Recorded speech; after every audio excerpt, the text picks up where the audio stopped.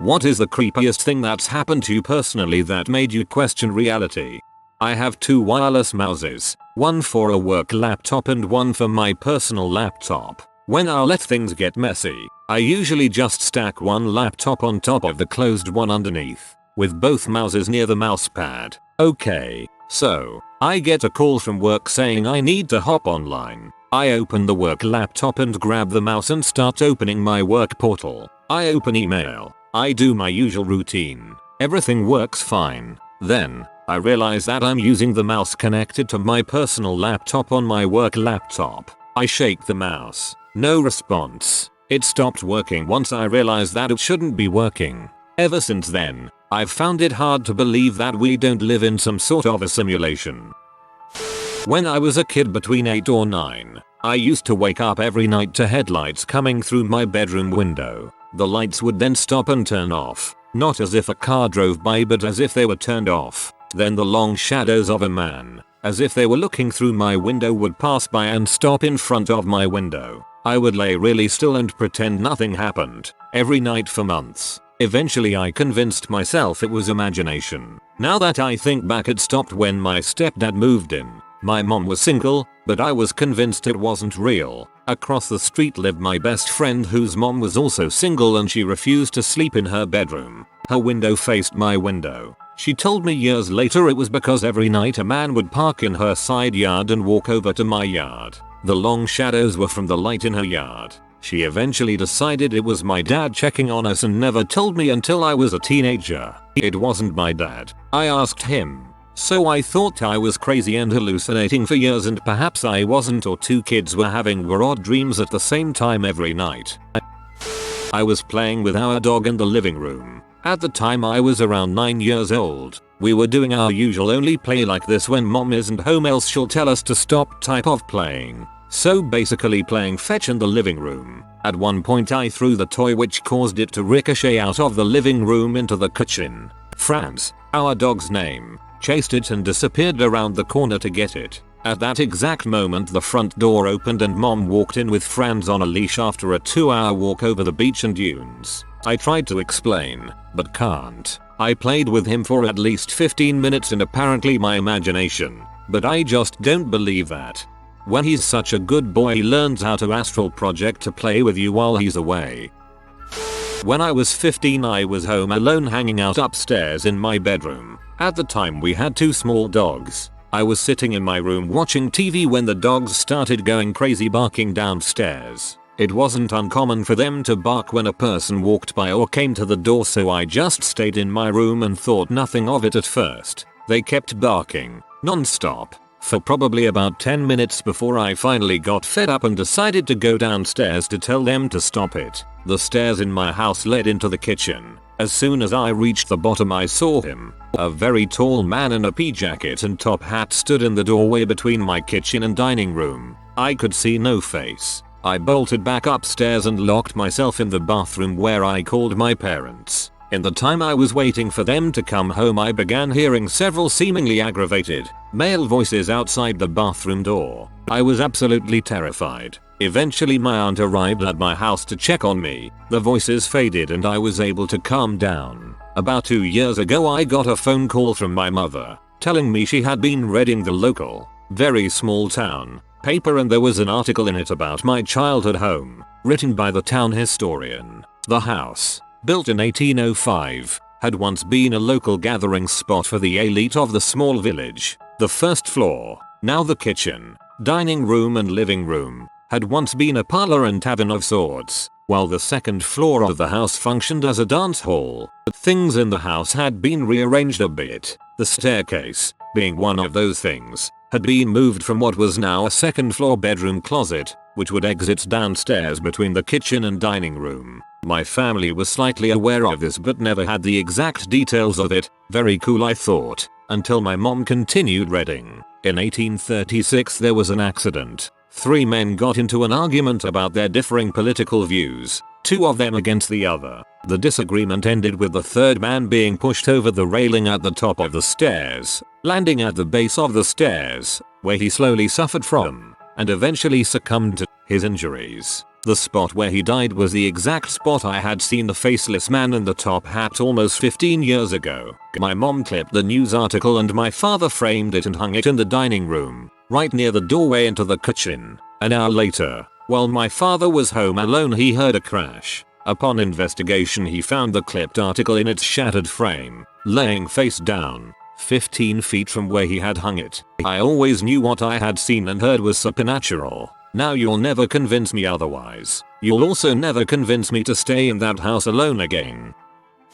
I worked at a small retail shop that sold mostly small accessories and clothes. I have never really believed in ghosts, but my co-workers always swore the place was haunted. Lights would flicker randomly and canvases would fall violently to the ground despite my efforts of propping them up so that they didn't. The thing that really made me question everything happened when I was closing alone at night. We had a sunglasses display in the middle of the store. Just a flat glass shelf with a bunch of sunglasses laid out nicely on top. I walk past it to the register and hear this huge crash. Look back and all of the sunglasses were on the floor. It looked like somebody just took their arm and dragged it across the shelf, pushing them all off. There wasn't anything above the display, so nothing could have knocked it off. I don't have an explanation for it. It was right as I was about to close to. He was a rude ghost.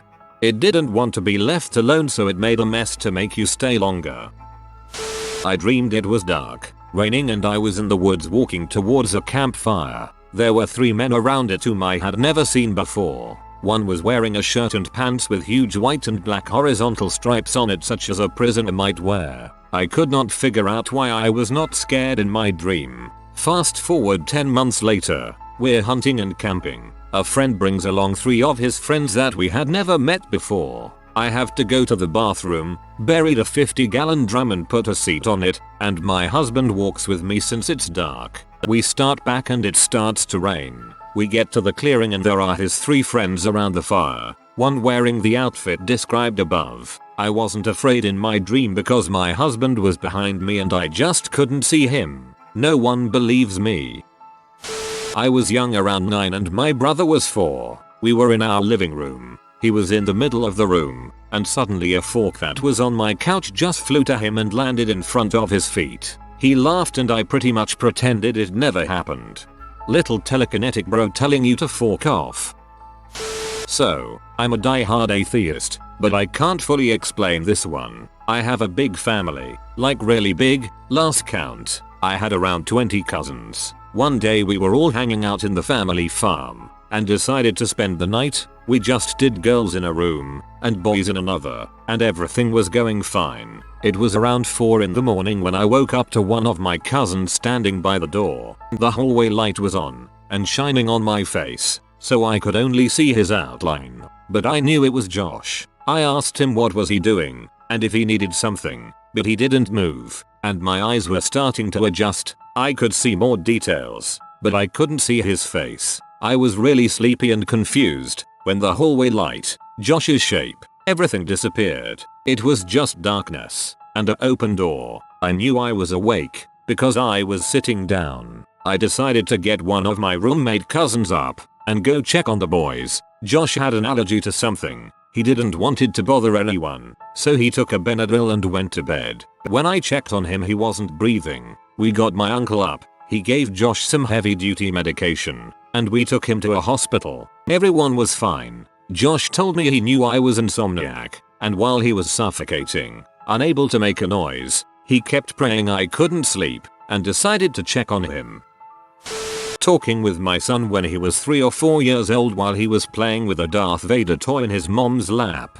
Talking about the Wiggles or Barney or whatever, completely unprompted. He said nonchalantly, "Dingo cold. Dingo cold," and goes back to playing with his Star Wars toys. I asked him what he said and he denied saying anything with a giggle. My wife very clearly heard him say dingo cold too. I never told him about my childhood best friend, Dingo, being killed in an avalanche 10 years earlier.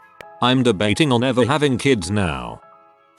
I once had the weirdest dream. It was like 3 years ago, yet I remember it clearly, which is weird knowing how bad my memory is. Anyway, it was a big black room. There was a huge TV on the wall which had white static on it. Staring at the TV were 2 men in fully black suits with white shirts. One had long blonde hair and the other one had short black hair. In this dream it was like I was only watching like in a movie. I did not have a body. Suddenly one man says but then her brother will die, to which the short-haired guy silently nods. The same day my mother comes home crying telling me my uncle has committed suicide. I do not believe in ghost and faith, so I still question this dream today.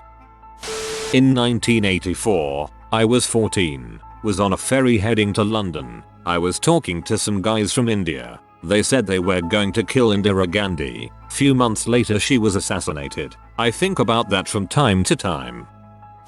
Sitting alone as a young guy in the living room. Empty house with no one home. I'm holding a big cup of soda in my lap watching TV, when an unmistakable voice, strong and clear but only in my head, tells me to pour the soda into my lap. I was like, well, that's a strange stray thought to have, but then it said it again and I felt my hand tipping. Next thing I knew I poured the soda into my lap. I'm sitting there for a second staring at the ceiling wondering how big an idiot I am to actually do this. When I look down, my lap is completely dry with no soda residue, and my soda cup is empty. I know, not that exciting, but I wish I knew what had happened. By my hometown there was a hiking trail that people went to very infrequently. It was along the side of the Niagara Escarpment, so it had some climbable cliffs and some very shallow caves that you could crawl around on. I went with some friends when I was 19/20 and we were crawling around and found a cave that went pretty deep. We had never been in there before, had never even seen it before. So we pushed forward and decided to check it out even though we had no flashlights, and this was when cell phones didn't really have a flashlight function. We stepped into the cave and it was easily 20-30 degrees cooler than outside. Upon looking around with which light we had, we noticed it was really clean inside the cave, as in it didn't have beer cans littered everywhere like all the other small caves did. While in there we got a really eerie feeling after being in there shortly, hearing weird and strange things, feeling like we were being touched, poked and pulled, and not having any way to figure out who was doing it because it was too dark. We were just using lighters to see what was around us. We were convinced one of us was messing with the others. Although anytime we sparked up a lighter, we were all decently far apart. We decided to hightail it out of there after only a few minutes, convinced to come back with flashlights. We came out to see that it was now dusk outside. When we entered it was midday. Somehow we had lost roughly 3 hours inside of this cave. We went back with flashlights the next week, but have never been able to find this cave again. Only mildly creepy, but definitely made me question reality. Me and a friend were sitting about in my room playing video games etc. when out of nowhere there was this insanely loud pop. My ears were ringing, it was so loud. We both instantly looked at each other thinking one of us had caused it, but neither of us have a clue what happened. It sounded as though it came from thin air in the middle of the room. I have a lot of really weird experiences in my life that made me question reality, but this is my most recent weirdness. My mother died a year and a half ago. My stepdad couldn't handle it, so he packed up and left their house. He let the mortgage company take it back and it has sat empty since she passed. The house is on a hill and they have a huge barn in the field below the house an acre away. A few weeks ago my sister, who lives down the road from the house, called me and tells me the lights were on in mom's bedroom and all the barn lights were on. Hours pass and her husband decided to go up the hill to the house. He walks in the door and walked to the light switch to shut off the lights to the barn. He switched the barn lights off and all the lights went off. The inside and outside lights just shut off at the same time. He freaked a little bit and switched it back on, but there was nothing. No lights, no power, no anything. He turns around and leaves as fast as he could. The power had been off for over a year at that point. We assumed the mortgage company had turned on the power at first, but they haven't. The service is still off. There were probably 12 lights running on that phantom power. Had a dream where my boss hurt his back and he couldn't work that day. He came out with his shirt off and informed me that I would still be working that day. He was a slave driver, so that didn't surprise me. I wake up from the dream and head to work. A buddy picks me up and we drive to his house. I told my buddy about the dream and we both laughed, knowing my boss would probably do that. I knock on the door and no one comes. But I heard the garage door open, so I walked over to see if he was in there. He opens the door with no shirt on and the exact same conversation I had in my dream unfolds in front of me, word for word, and no one would have even believed me had I not told my buddy a moment earlier. I always remember this and do not have an explanation for it. When I was about 4 or 5 years old, I remember waking up in the middle of the night and walking to the stairs. I remember closing my eyes for a second at the top of the stairs, and when I opened them I would be at the bottom of the stairs. I would run upstairs and close my eyes and the same thing would happen again. It happened at least 4 or 5 times until my parents called me to go to bed because they could hear me run up the steps. It's weird because I was wide awake and do not have a history with sleepwalking. I still think about it and wonder how that was possible. At least 6 times in my life I've gone home. I know I'll lock the door, but when I'm about to put my key in, the door opens like someone was expecting me but no one's there. It's happened at my mom's house, my house, and other PPLS houses. I was helping my buddy move into his new house, and when we came back with more stuff I had to pee, so I ran to the front door and it opened. When he came in he said he locked it before we left. Don't know what it is, but maybe it's a superpower. Lazy telekinesis. Nice. I am at in our college's anatomy class, which takes place in the Cadaver lab. Dead bodies. Late one night, I am working alone in the Cadaver lab and I start to hear a noise. It's hard to tell what the noise sounds like, but it's a consistent muffled noise. So I kind of walk around the room and locate it. Now normally the bodies are all kept in these big metal crates, but at the time we had one more body than we did crate. So one body was in a plastic body bag and that's where the noise was coming from. So I am terrified at this point, all alone in the lab, looking down at this plastic body bag that I can see the outline of the body that presumably is coming back to life because it is definitely making noise. I stood over this body for a solid minute, debating whether I should open the bag, and finally the noise just stops. I got all my stuff together and bolted from the lab. A couple weeks later, the professor tells me to be careful if I ever work on that body because there is a live pacemaker in it, so don't cut into that, and it will vibrate and ring every few hours if it's low on battery. I let out the biggest sigh of relief that we weren't haunted. Sleep paralysis. A few years ago, I was dreaming I was talking to a friend of mine. So far, nothing weird. But then, for some reason, I realized that I was in a dream and the person I was talking with technically wasn't my friend. Suddenly, their appearance turned to black and I felt them pushing me down and holding me down in my bed. I couldn't move. I couldn't breathe. At this point my cat woke up and jumped on me as if to protect me. Then, the dark silhouette or whatever that thing was vanished and I woke up. I swear I had red marks my shoulders where that thing was holding me down in my dream. Okay, this was recently and it still freaks me out. I was playing VR chat with my HTC Vice. I was sitting in my chair and just talking with friends when I all of a sudden heard something fall down or like someone tripped over something. Just some rumbling noise. I got confused because I was alone at home, so I lifted up my VR glasses and looked around in my room. I thought maybe something just simply fall down, but I couldn't find anything that looked different. And then all of a sudden I saw a chocolate bar wrapping on the floor, perfectly neatly placed right in front of me and with the font even facing to me. Obviously I got confused and picked it up and looked at it. So the chocolate was missing. It was just the wrapping. But the problem is, I never bought this chocolate, nor did I eat it, nor did I ever even had this kind of chocolate. It was normal chocolate with nuts and grapes and I'm not keen on those. And it was just laying there. I never found out how it got there and I never found out what the noise was I heard. I am still so confused and almost a bit scared by it.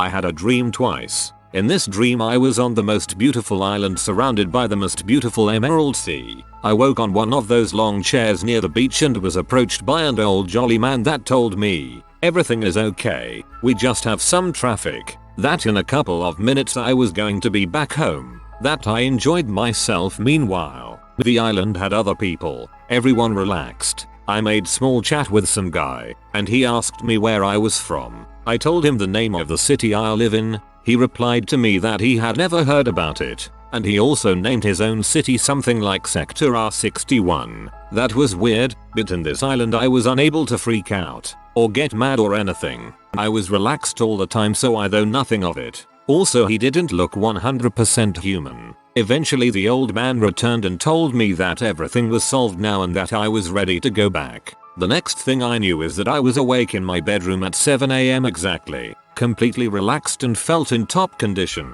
Sounds like someone or something messed up while you were dreaming, so they put you into an interdimensional vacation until they could place you back into your reality.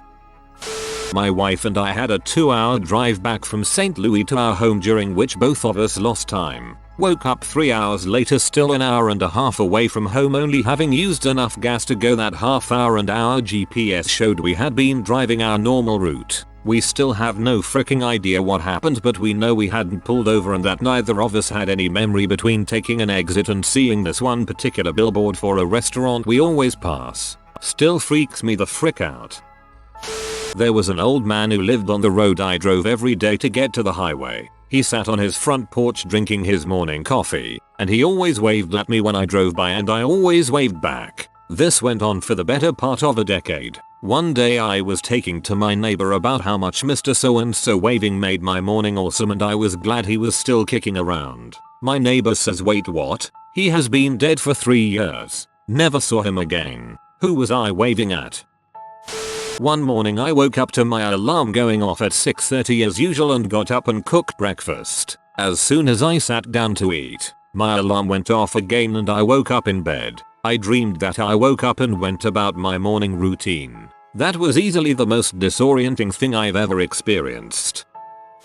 I used to live out in the country. My house was in the middle of 4 large fields that usually grew corn. We had a large bay window facing out towards the nearest neighbor, over the field with a row of short bushes in front of it. One night I'm sitting alone watching TV beside this widow. Mom is out smoking and my sister was in her room. The window is cracked open a bit so I can occasionally hear rustling of birds and such in the bushes. Window is open for airflow, not just to listen to birds. All of a sudden all noise stops and a small, frail voice comes from outside the window. "Help me." I freeze. Still no noise outside after the voice. Nothing else was said that I could hear, and I didn't move until my mom came back in. I asked if she heard anything, which she replies no with a confused look. I didn't bother to tell her about what I heard because I didn't want to sound crazy, but that day will always stick with me.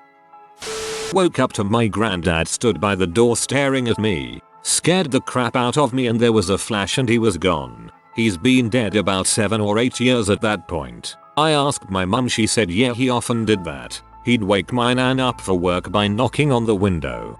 Mum dead, grandpa stared at me through my door today. Yeah, he does that. If you are new to the channel, you can subscribe. I publish new videos every day. Until then, check another video.